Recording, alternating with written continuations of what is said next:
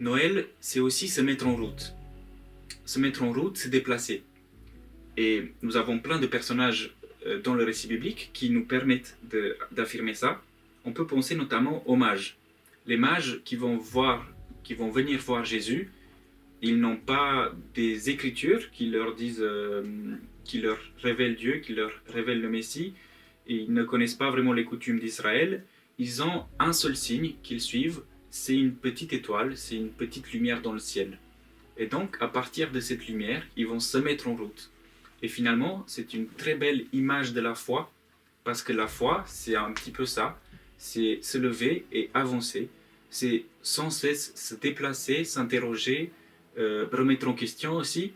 Et finalement, les mages,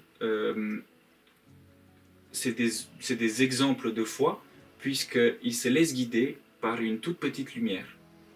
Et nous avons souvent l'impression qu'on doit être ébloui de signes pour avancer dans la vie, qu'on doit vraiment nous montrer du doigt et nous dire va là-bas et fais ça. Et on a besoin de plein de repères très évidents pour avancer.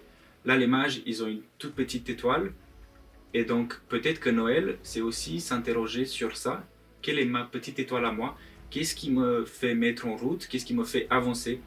Et si vous dites que vous n'avez pas de petite étoile, c'est tout à fait normal. Pas que vous n'en avez pas, mais c'est tout à fait normal de ne pas s'en rendre compte, parce qu'une étoile, ça peut être caché par des nuages. Une étoile, ça peut disparaître par moments. Et une étoile, de fait, c'est pas très éblouissant. Donc il faut un peu la chercher. Donc Noël, c'est peut-être l'occasion de réfléchir sur ça, de chercher sa petite étoile qui est là. Juste parfois on ne la voit pas ou on n'arrive pas à l'apercevoir.